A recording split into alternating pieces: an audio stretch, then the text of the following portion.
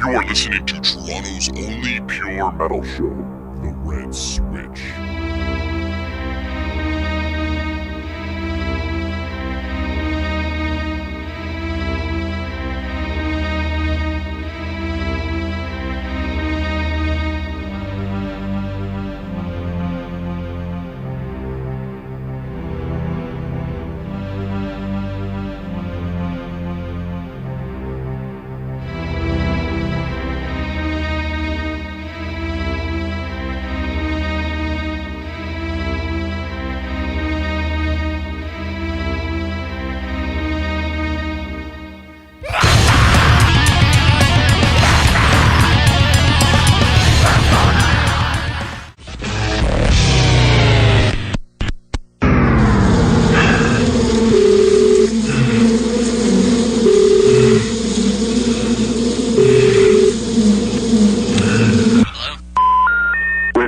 The number you have dialed is not in service at this time.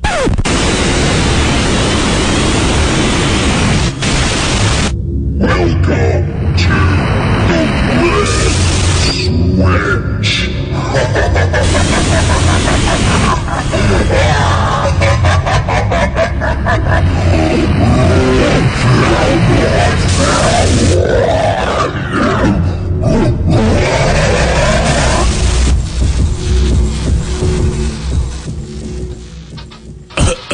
Yeah, a little something in my throat there. A little bit of phlegm. You're tuning into The Red Switch right now. You're listening to Matt and Ash. Isn't it nice that we always have Satan to come here every time we do our show just so he can say that for us? He's a busy guy, and you know what? He takes the time to come out here and promote the music that he loves so much. Selfless spirit. That's right. Truly is. Truly.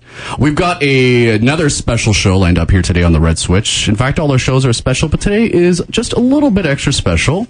That short bus sort of special today. We've got, now also, before I continue on, I also have to remind people, let you know, for all those out there that have a very, very weak constitution, that, hold on a second. Oh, we got a call in just a second here. Hello? Hang in there, people.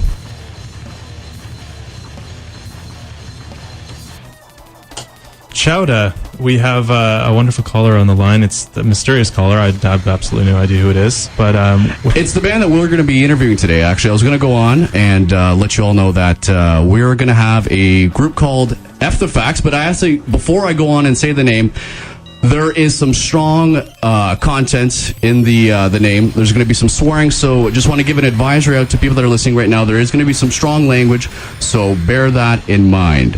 Hello? Hey, is this Topon?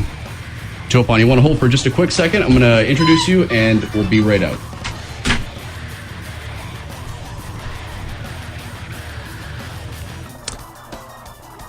Fantastically. Well, the show we have lined up today, we're going to talk to them about their discography, spanning several records. They're going to be playing a wonderful show in the near future. That's right.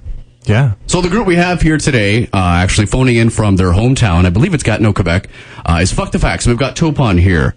Topon, how you doing? I'm all right. Pretty good. How you doing? I'm doing good. That's very good. That's good. Eating a banana as fast as possible. I just got up. Oh, you just got up? Yeah, I know we had this interview. I think it originally scheduled for like noon or something. I'm glad that didn't happen. Oh, really? Was it a rough night last night? Yeah, I ended up working late, so I got home. So I assume that we're not joined by the rest of the group, Vil and Mel? No, Bill's probably sleeping, and Mel is at work. Ah, okay. Well, at least we got the, what'd you call it, the brains of the outfit here with us today. Yeah, I don't know if it's brains or something. Well, should probably let our listeners know that you guys are playing in Toronto this Saturday, May the 9th at El Macumba with The Great Collapse. Who also, by chance, has a female front person. Now, does it ever annoy you that when people bill you as a female-fronted band? Yeah. I can be straight up. I find it totally annoying. We all find it totally annoying. I also find it annoying when I hear other bands that always refer to themselves as female-fronted metal band or female fronted this, female fronted that. I think it's something that's should be at least a non-issue. I don't know for, at least for myself, I've never once gone to check out a band more because it was female fronted or because it wasn't. So yeah, we get offered sometimes, we get the classic email or the phone call. And it's like, I got this idea for a show. It's going to be all female fronted bands. And, basically at that line, you kind of lost us. Yeah. You tend to rely on it too much. Yeah. It's such a non-issue for us that, and we don't want it to be an issue at any point. Mel's been in the band now for, it's like 7 years now. She's been there. The next after me, she's the one that's been there long. And when she joined, it was never like, oh, this is going to be cool. We're going to have a girl singer and shit. She was a friend. She, was up to doing it, and we liked what she did, and that was it. Yeah. Well, speaking of band members and time length, a lot of people have been in the group. I've noticed that there's been many lineup changes over the years, and considering you're officially a three-piece, despite having fill-in members on tour, is there a reluctance to bring in new members as official? And if so, is there a rite of passage one must endure in order to join the ranks of Fight the Facts? Yeah, I guess, you pretty much nailed it right on the fucking, nailed it on the head. Yeah, that's, we've gone through a lot of people in the band. I think I counted it at one point, like including the current members. I think there's been 13 people in this band. Mm-hmm. So, it's nothing that I'm really that crazy worried about it. When I kind of started the project, that was even kind of the idea, because we just, it's a band that's kind of like, I want to incorporate all these different ideas, and, I already knew it's hard to keep people along for that long, so, I knew there was going to be a lot of lineup changes, and now basically, we actually did add a new permanent bass player. We just kind of haven't really gone out there and announced anything officially yet. Okay. And we're playing with like a live guitar player that, he basically just does all our shows with us. He's been doing that for, I think, almost a year now. So, actually even these guys that, I guess aren't the official guys yet, they've been there for quite a long time. Like our bass player, it's been like a year and a half that he's been playing with us, and this other guy a year. So they've actually been around longer than some ex-members, in some ways. So, yeah, now when it comes to getting people, we kind of want to make sure that if they're going to be there, it's going to be a bit more in the long run. So, for one, we do a lot of tours with them to make sure that everything's going to click. We all get along personality-wise, and that's very important. Yeah, Second to the music. Well, yeah, especially when you're touring, you spend a lot of time with people. You really get to know every part of them. The good and the bad. So,